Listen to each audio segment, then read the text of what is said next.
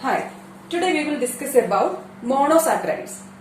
Monosaccharides are sugars which cannot be hydrolyzed further into simpler forms. They are also called simple sugars.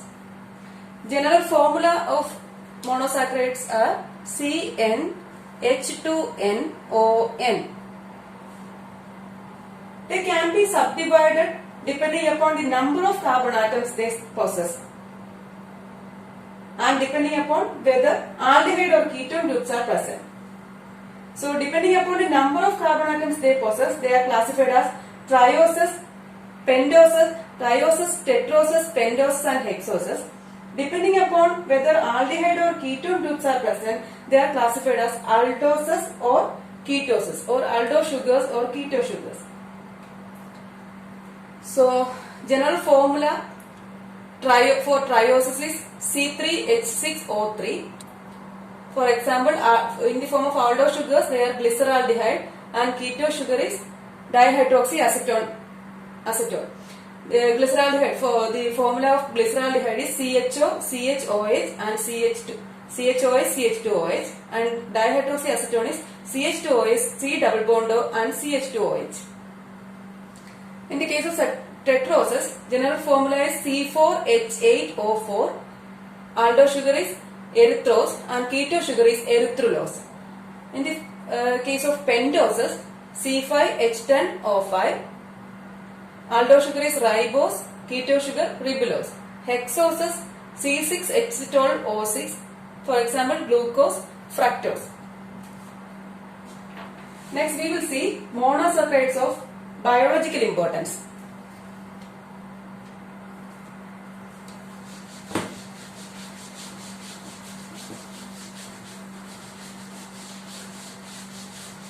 Monosaccharides of biological importance.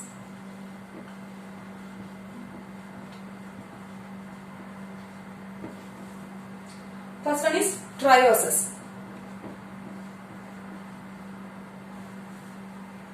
Both D-glyceraldehyde and dihydroxyacetone occur in the form of phosphate esters. D-glyceraldehyde and dihydroxyacetone. They occur in the form of phosphate esters as intermediates in glycolysis. They are intermediates in glycolysis. They are also the precursors of glycerol.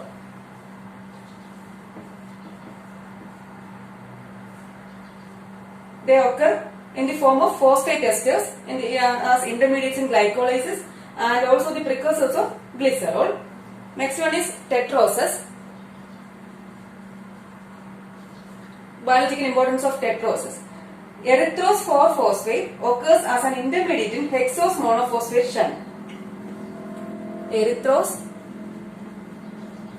4-phosphate.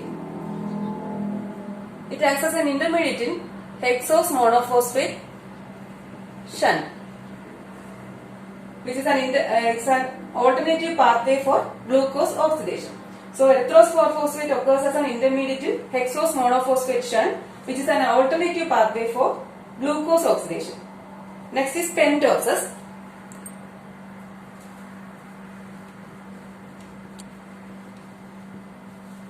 Biological importance is D-ribose is a constituent of RNA. D-ribose is a constituent of RNA. Also as a constituent of certain coenzymes like FAD, NAD, coenzyme A. Then D2-D-ribose. These are pentoses. D2-deoxyribose. D2-deoxyribose is a constituent of DNA. Phosphate esters of ketopentoses like D-ribulose and D-cellulose occur as intermediates in HMP shunt. L-cellulose is a metabolite of D-glucuronic acid and is excreted in urine of patients with pentosuria. So this is the biological importance of pentoses. Next is hexoses.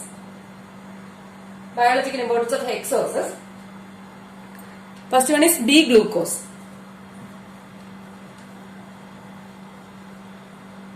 This is the chief physiological sugar present in normal blood.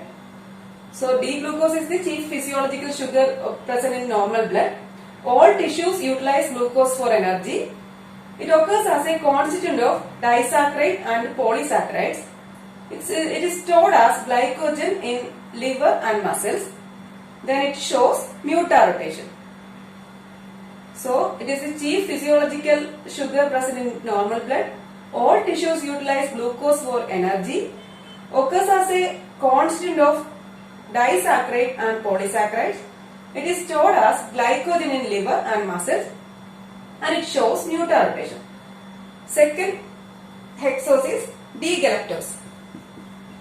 D-galactose. It occurs as a constituent of milk sugar, lactose. It is an epimer of glucose. It is dextrorotatory and shows muta rotation. Next hexose is fructose, D-fructose.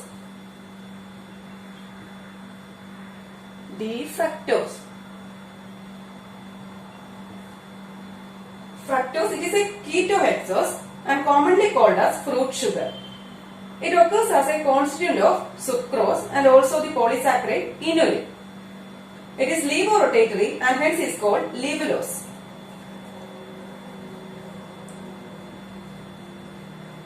Hence it is levorotatory. D-fructose is called levulose.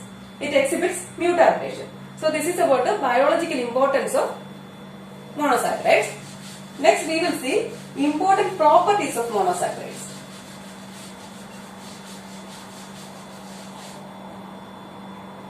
Important properties of monosaccharides. First property is iodo compounds. Iodo compounds. An aldose, when heated with concentrated hydrogen iodide, loses all of its oxygen and is converted into an iodo compound.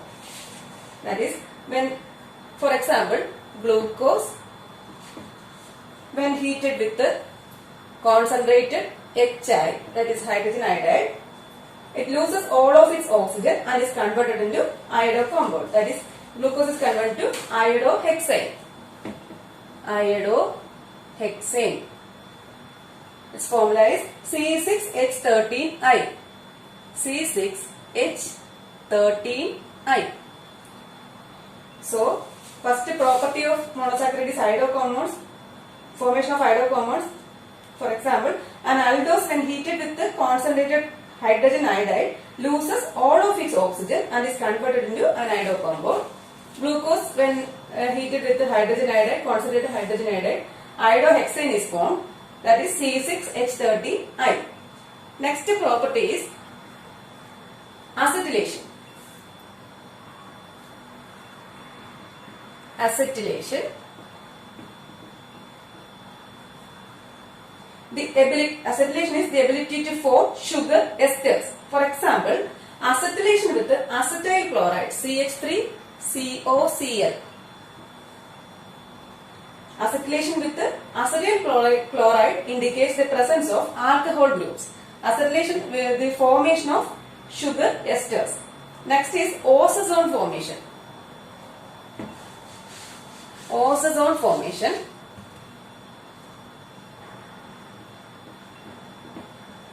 Next property of monosaccharide is osazone formation. It is a useful means of preparing crystalline derivatives of sugars. So, osazone formation is a useful means of preparing crystalline derivatives of sugars. Osazones have characteristics melting points, crystal structures and precipitation time. So, main characteristic of osazones are melting points, crystal structures and precipitation time. And they are useful in the identification of sugars. We will see preparation of osazones. They are obtained by adding a mixture of phenyl hydrazine hydrochloride and sodium acetate. Phenyl hydrazine hydrochloride and sodium acetate.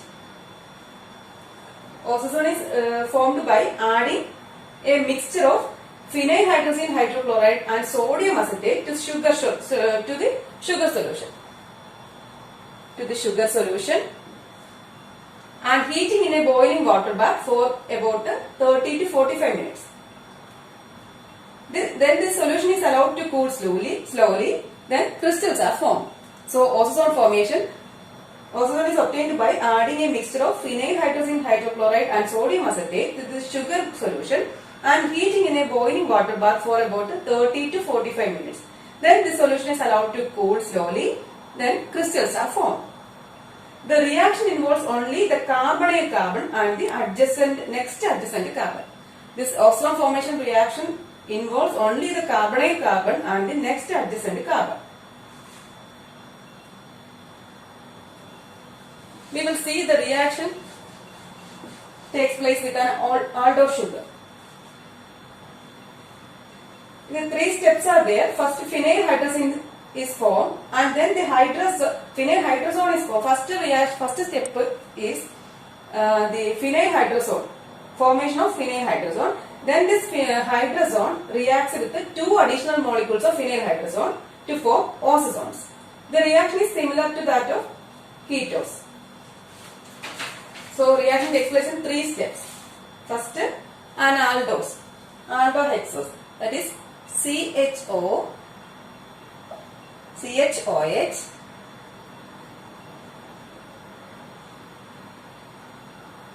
R, that is aldohexose,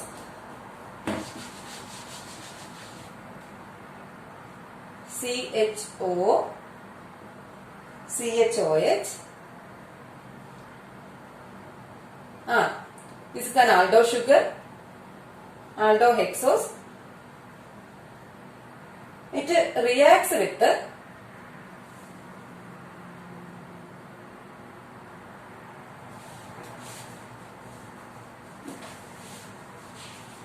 phenyl hydrazine. This aldohexose reacts with the phenyl hydrazine. That is NH2, NH, C6H5. This is phenyl hydrazine. Aldohexose reacts with the phenyl hydrazine to form phenyl hydrazone. That is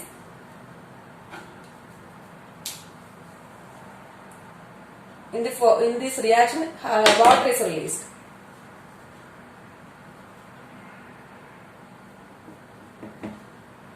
CH double bond N, NH, C6H5, CHOH, R. This is phenyl hydrazone. So this is the first step in ozone formation, that is aldohexose reacts with the phenyl hydrazine to form phenyl hydrazone. This water molecule is released. Second step is this phenyl hydrazone reacts with one more molecule of phenyl hydrazine to form an intermediate keto derivative. This phenyl hydrazone, second step, CH double bond N, NH, C6H5, CHOH, R, that is phenyl hydrazone. It reacts with one more molecule of phenyl hydrazine, that is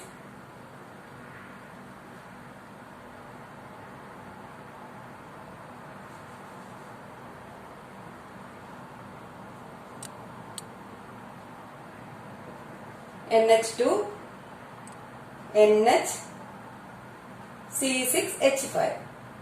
This is phenyl hydrazine to form intermediate keto derivative. In this reaction, ammonia is released.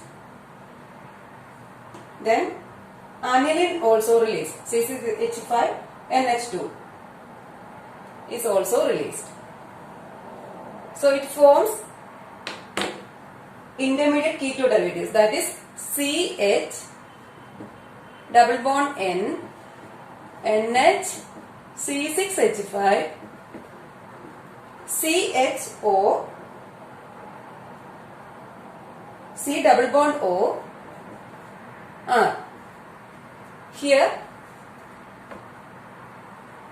one NH3 is released and one aniline is released. C6H5, NH and this H. So NH2, C6H5, NH2. Remaining is CH, N double bond N, NH, C6H5, C double bond O and R. This is an intermediate keto derivative. This third step is this intermediate keto derivative reacts with another molecule of phenyl hydrazine. CH double bond N, NH, C6H5, C double bond O, R plus NH2, NH, C6H5, that is phenyl hydrazine, to form osazole. That is, for here one molecule of water is released. So remaining structure is CH, N, NH, C6H5, C double bond N.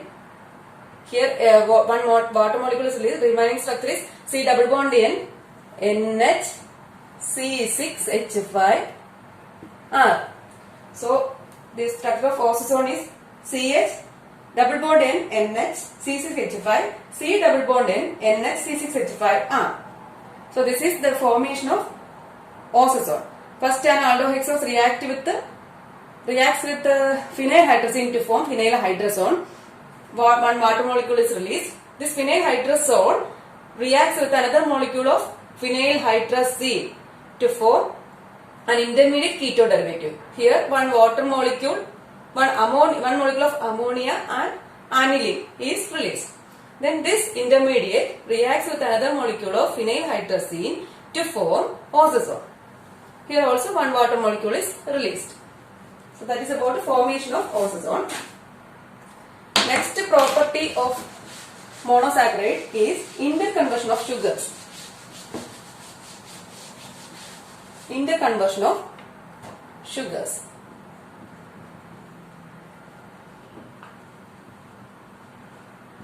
Interconversion means glucose, fructose and mannose are interconvertible in solutions of weak alkalinity such as barium hydroxide or calcium hydroxide. Barium hydroxide or calcium hydroxide. That means glucose, fructose and mannose are interconvertible in solutions of barium hydroxide or calcium hydroxide. These interconversions are due to the fact that all give the same enediol form, which tautomerizes to all three sugars. These interconversions are due to the fact that all give the same enediol form, which then tautomerizes to all three sugars. This interconversion is called Lowry D. Bryan Van Ekenstein reaction.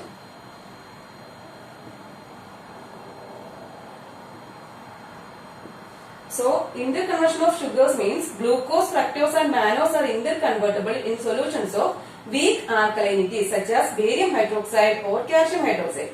These interconversions are due to the fact that all give the same enediol form which tautomerizes to all three sugars. This interconversion of sugars is called Lowry D. Bryan Van Ekenstein reaction. For example, if glucose CHO, CHOH and glucose, it forms common enediol form CHO, CHOH R, then it is interconverted to CH, OH, double bond COHR. Then it is converted to fructose, CH2OH, C double bond OR. So glucose, fructose and mannose are interconvertible in weak alkaline solution. The next property is oxidation to produce sugar acids. Oxidation to produce sugar acids. When oxidized under different conditions, the aldoses may form monobasic aldonic acid, dibasic saccharic acid or monobasic uronic acid. So when oxidized under different conditions, the aldoses may form monobasic aldonic acid, dibasic saccharic acid, monobasic uronic acid. First we will see aldonic acid. Aldonic acid. Oxidation of an aldose with bromine water converts the aldehyde group to a COH group, aldonic acid. Oxidation of an aldose with bromine and water converts the aldehyde group to a COH group, aldonic acid. Bromine reacts with the water to form hypobromous acid. Bromine reacts with the water to form hypobromous acid, which acts as the oxidizing agent. For example, D-glucose in the presence of bromine and water, it converted to D oxidized to form D-gluconic acid.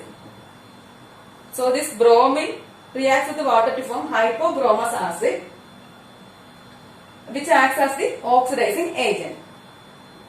Next is saccharic acid or aldaric acid.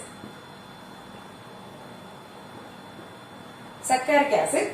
Oxidation of aldoses with concentrated nitric acid under proper conditions converts both aldehyde and primary alcohol groups to COH groups, forming dibasic sugar acids called saccharic acid or aldaric acid.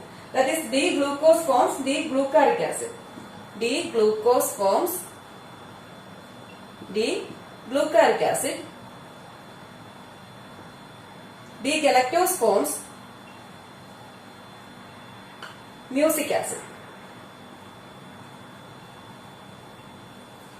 So, oxidation of aldoses with the concentrated nitric acid under proper conditions converts both aldehyde and primary alcohol groups to COH groups, forming dibasic sugar acids called saccharic acid. D-glucose is converted to D-glucaric acid, D-galactose is converted to mucic acid. Next is uronic acid.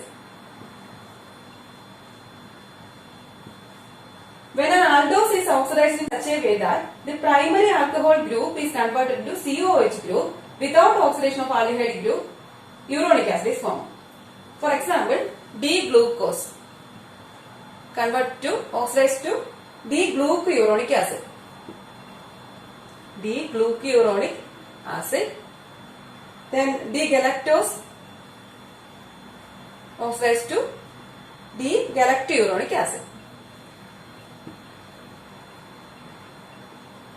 So, when an aldose is oxidized in such a way that the primary alcohol group is converted into COH group without oxidation of aldehyde group, uronic acid is formed.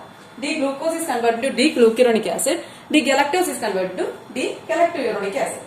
Next property of monosaccharide is reduction of sugars to form sugar alcohols. Reduction of sugars to form sugar alcohols. Monosaccharides may be reduced to corresponding alcohols by reducing agents such as sodium amalgam.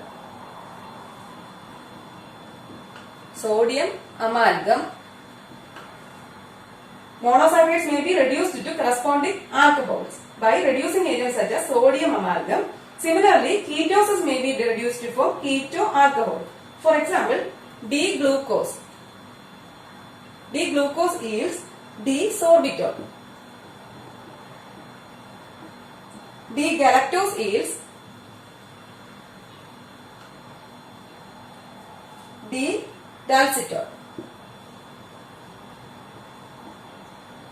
D-mannose yields D-mannitol.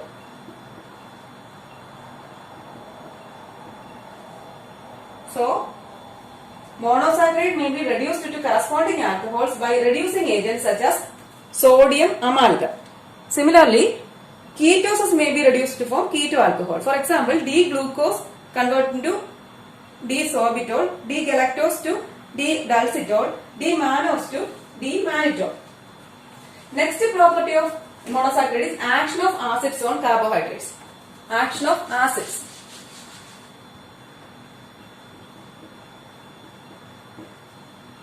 We will see action of acids. Polysaccharides and compound carbohydrates are hydrolyzed into their monosaccharides by boiling with dilute mineral acids, that is 0.5 to 1 normal, such as HCl or H2SO4. So polysaccharides and compound carbohydrates are hydrolyzed into their monosaccharide by boiling with dilute mineral acids 0.5 to 1 normal, such as HCl or H2SO4. Next property is action with alkalis. Action with alkalis. With alkalis, monosaccharide react in various ways. In dilute alkalis, the sugar will change to the cyclic alpha and beta forms with an equilibrium between the two isomeric forms. So in dilute alkali, sugar will change to the cyclic alpha and beta forms with the equilibrium between two isomeric forms. In concentrated alkali, the sugar caramelizes and produces a series of decomposition products. Yellow and brown pigments develop, salts may form, many double bonds between carbon atoms are formed, and carbon bonds may rupture. That is the action of alkalis. Next action is, next property of monosaccharides is reducing action of sugars in alkaline solution. Reducing action. Reducing action of sugars in alkaline solution. All the sugars that contain free sugar group undergo enolization and various other changes when placed in alkaline solution. So all the sugars which contain free sugar group undergo enolization and various other changes when placed in alkaline solution. The individual forms of the sugars are highly reactive and are easily oxidized by oxygen and other oxidizing agents and form sugar acids. That is CHOH, double bond COH. This is 1,2 enediol. This is 1,2. This is the enediol formation, 1,2 enediol. Here the OH group is in first and second position. Then next is CH2OH, COH, double bond COH. This is 2,3 enediol. Second and third position is the OH group. Next is CH2OH,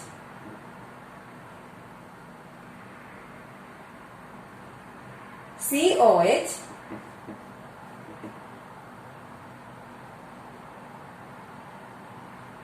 double bond COH, C2H5O2. Here also C2H5O2. This is called 3,4 enediol.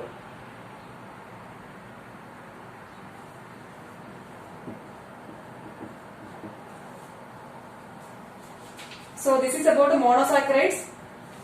So this is today's topic. Thank you for watching.